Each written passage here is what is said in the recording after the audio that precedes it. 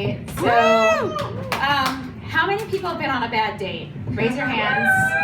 Raise your hands. You in the back, I know you've been on a lot of fucking bad dates, because I know you. So I feel like I've been on a million bad dates in this city. I've been out with so many creeps that I was able to compile my most memorable men into my book called Nicknames, Tales from the Shallow End of the Manhattan Dating Pool. Woohoo! And I'm going to be sharing a few of my stories with you in a couple of minutes. But first, I just want to scan the room and make sure there's no one in this room I may have been out with or made out with. Because if there is someone out there, I suggest you put some earplugs in, or like go to the bar next door and order me a drink. You should know what I like by now. Okay, thanks. No one's here. Okay, I can start. So I'm not here to like give you dating tips out of Cosmopolitan magazine. Like, I'm a real woman who goes to work during the day, and at night I go on these crazy dates, and I'm trying to survive the Manhattan dating pool, and I'm writing about my stories. And so basically my story starts about 14 years ago at the ripe old age of 20 years old. Do the math, 34 now. Mm-hmm. And there was this new thing at the time called online dating. And I logged on, and I met Barack. And Barack was tall, dark, sexy, exotic, handsome, foreign. Foreign guys have a way of sniffing me out from like a mile away. He was Turkish. And after 3 months of dating, Barack and I decided to elope at City Hall. Probably because of all the endorphins jumping around our bodies made us completely stupid. We didn't know what we were doing. We just decided to, hey, let's go to City Hall and get married at 21 years old. And then we had a big, huge wedding in Istanbul. It was kind of like my big fat Greek wedding, but like on steroids. The whole village came out for it. There were like 300 to 400 people that came out on the Bosporus, which is a little canal that connects into the Mediterranean. I took a yacht to my wedding. I was the skinniest I've ever been in my life, probably because I wasn't permitted to eat at my own wedding, and that should have been a red flag right there. I'm also convinced that the groomsmen were in the Turkish mafia because they all had like 32 strapped to their belts. So back in the States, my super exotic, sexy husband started treating me like a piece of furniture, and I was about 25 years old at the time. And after 5 years of being treated like a fucking step stool, I told Barack to pack his shit and get out, and he did. And $900 later, we were divorced by a lawyer we found advertised on Queens Boulevard. And yeah, we shared a lawyer. I didn't want anything from him. Well, I got custody of the cat. Then I sold my little 2000 silver Saturn car, and I moved into Manhattan. And that's when my dating adventures really began. I logged back on again. And I went on probably about 9 to 10 different dating websites. I even tried a good old-fashioned matchmaking service, but everyone they matched me up with was like 90 years old, and I work in healthcare, so I get a lot of old men at work to begin with. So I started going out on like 2, 3, 4 first dates per week. I was really logging some dates in, and I'd come home late at night, usually a little tipsy after these dates, and as my friends know, I love my martinis. And I started writing about what was happening. The craziest shit was happening on these dates. I couldn't make this up, only in New York. And I felt like if I didn't start writing about my dates, no one was going to believe me about what was happening. So after about 5 years of dating, I had a whole manila folder full of stories, emails, text messages, nicknames. Nicknames for the guys I'd been out with.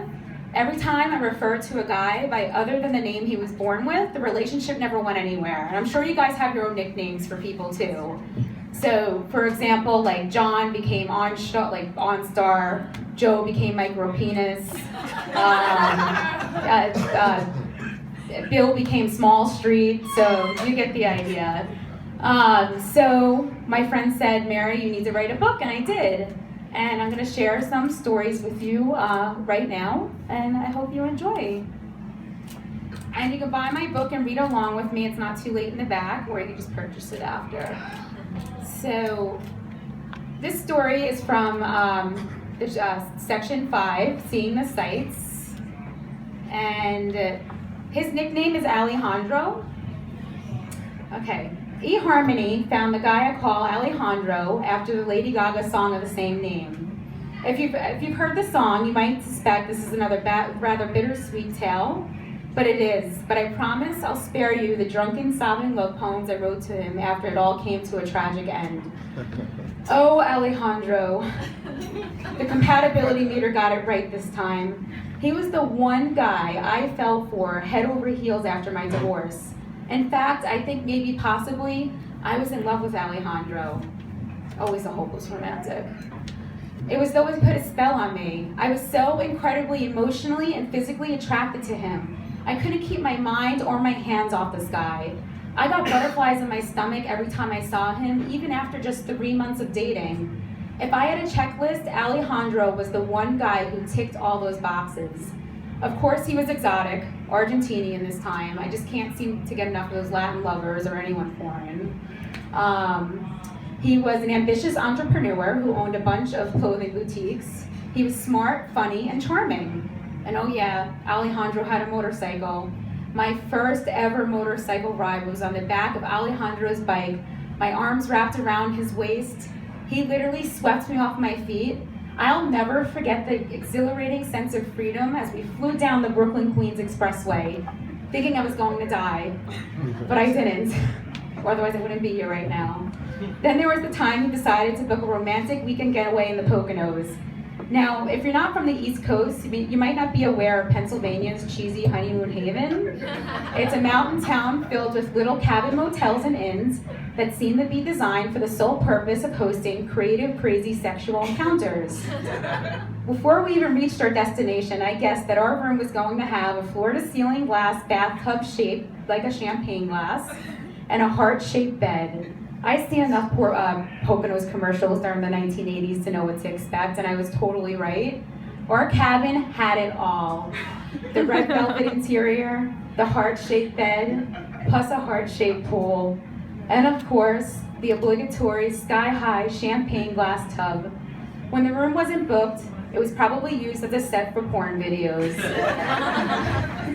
We certainly found the space inspiring. I'm sure the housekeeper didn't like it the next day.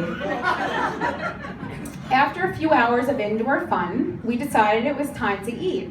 Unfortunately, we showed up 2 hours after dinner service closed.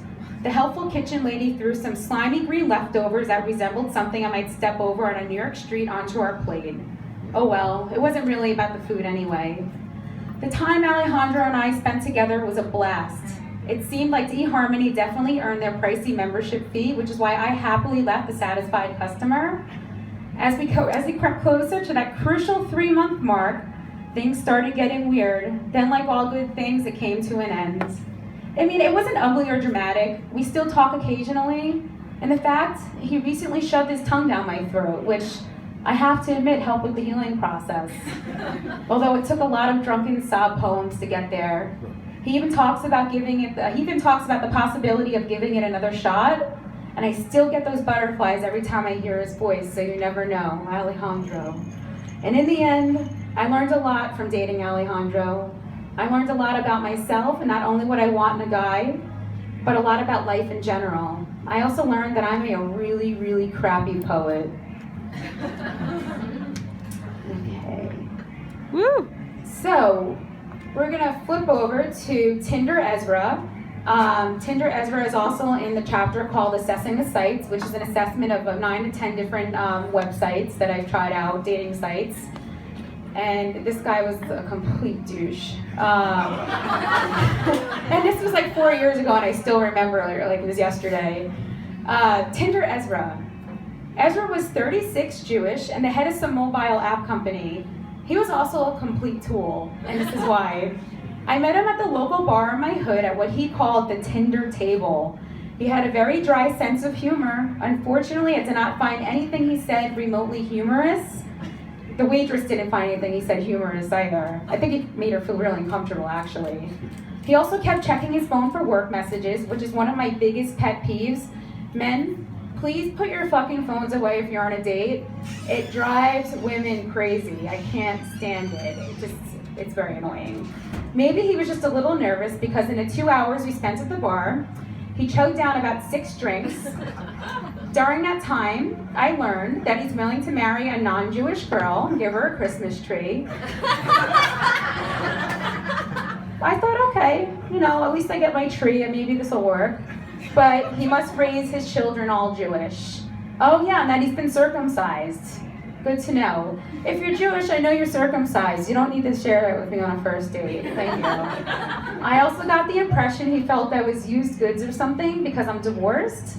When I told him my ex was Turkish, his biggest concern, I can't say this with a straight face, his biggest concern was his idea that Turkish men are all hairy. As the night progressed, things got really strange. He told me the muddled cherry in my drink looked like a vagina. Yeah, that's what I said too. Then he compared his penis to a cherry stem. I can't make this shit up, that's why I'm sharing it. And I guess he had some weird sexual obsession with cherries, and I'm not planning a second date to find out why. No more Tinder Ezra. So now we're flipping to chapter 7, On the Road. And I'm going to tell you about Luca Spaghetti. And Luca Spaghetti, I met in Mexico. And it goes like this. I had a chance to head down to Mexico for a 3-day weekend in Riviera Maya. This time I brought my friend Amber. We were in a club where I was buzzed enough to be dancing on a couch or a table or some other piece of furniture when I saw a guy peering up at me. I lost my spot. Turns out he was from Italy, but living in Playa del Carmen. Apparently my dancing made an impression on the boy. He must have had some serious tequila goggles on because I am a terrible dancer. But he liked me, so I was like, all right, vacation hookup. 2 weeks later, he showed up on my doorstep in New York, serious. I live above a whiskey bar. He literally showed up at the whiskey bar. And because he spoke zero English, I had a hard time determining how long he planned to stay and exactly when he planned to leave, because he didn't have a return ticket home. Don't get me wrong, this guy was really nice with a heart of gold, but communicating with him was like playing a game of charades for 5 days straight. Plus he smelled like Marlboro Reds, and since he snored like a buzzsaw, sleeping together was a no-go, and I kicked him to the couch after like 4 hours. That's Luca Spaghetti. He did take me to a nice Italian dinner though. Got that out of him. One Date Wonders. Chapter 9 if you're reading along. And I have my work colleagues here, and don't tell the boss I stole the signed stickies here to keep my place. Okay, so his nickname is Gelato, and you know what? I can't read Gelato. This is not the right environment to read Gelato in. It's a little graphic. So if you want to learn about how this guy got the nickname Gelato, and you want to learn about condoms and read a really bad text message exchange, you can buy my book in the back at the end and then read it in your home. Yeah, we're just going to skip Gelato for now. Vanishing acts. Now we all have vanishing acts if you've ever dated in New York City. And that's the person who you think is going to take you on a date, they text you, you have a whole text exchange going on for 2 weeks straight, and then you never hear from them again. It's like they just fell off the face of the fucking earth. And my vanishing act is called Apollo. Okay, Apollo. Apollo is a rarity in my life. An actual flesh and blood male whom I met in real life and not online. My girlfriends and I stumbled into a bar after going in, My girlfriends and I stumbled into a bar after going into a seedy sex shop on 8th Avenue for shits and giggles. We all squeezed into one of those porno booths. It was a little crazy, and we promptly got kicked out because apparently only one pervert is allowed in the booth at a time. Heather, I think you were in the booth with me, right? Okay, I thought so. So we were still laughing our heads off when we walked into the bar next door, and I met Apollo. We started chatting it up, and we discovered we're actually neighbors. He only lives 1 block away from me, which I thought was pretty damn convenient. I live in Hell's Kitchen, and it's a very gay neighborhood, so if I meet a straight guy, I try and latch on to them when I can. I was leaving for my vacation in Australia in a week, and Apollo said he wanted to take me out to dinner when I got back. He also said, he also said I was unlike other girls, beautiful, and had a good head on my shoulders. Thank you, I know. He even posed the same old question, why are you still single? And if someone else asks me that again, I'm gonna punch them in the face. Anyway, I never know when heartfelt or a bunch of bullshit, so I usually just don't get my hopes up. Certainly, it seemed like he was interested though. However, folks, it's been months, actually years, since I've returned from the land down under. And unless a miracle occurs while this book is being printed, which it has, I still haven't gotten that dinner date. All I've gotten are a bunch of lame text messages, including the "hope you had fun" he sent when I let him know I was back in town, and the occasional 3 a.m. drunk text asking what's up. And I deleted him, obviously. Delete. Okay. So now I'm poking fun at all these guys, and now it's time to kind of poke fun at myself a little bit. And so I'm going to tell you about Lip Slut. And a lip slut goes like this. I will no longer sleep with anyone on a first, second, or even magical third date. After Barack, my ex, the hairy Turkish guy, I quickly learned that holding out as long as possible allows you to become more comfortable with each other and not feel like a total slut if they bail later on in the relationship. I mean, I've managed to stick to this rule more or less. Why? Because reality, sweating up the sheets with someone so early in the game never goes anywhere. Of course, holding out until the sixth date never goes anywhere either, but for some reason, it just feels better this way. It's just my experience. Maybe you guys have had better experiences having one-night stands or waiting, but I don't have any luck. So hence the, but when you're attracted to a new guy and the attraction is mutual, you still have to do something to release the tension. I've solved this sticky problem by regulating my carnal activities to varying degrees of lip blocking. Hence the term lip slut. Don't check Webster's dictionary, it's not in there yet, so allow me to define it for you. Lip slut, English, USA now.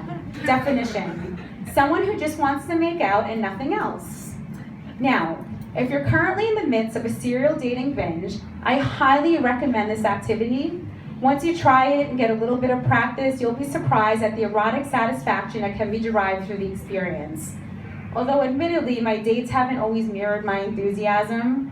But you know what, ladies? That's just too fucking tough. There's a new sheriff in town. I've decided after years on the campaign trail and dating trail that it's my and our turn to call the shots. At least we have our dignity, if nothing else, locked in.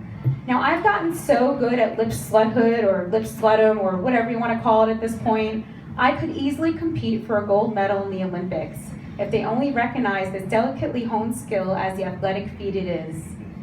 Naturally, if a viable candidate pops up on the horizon, I'm not averse to lifting the above the next restrictions, but in the meantime, I've been told I'm a very good kisser.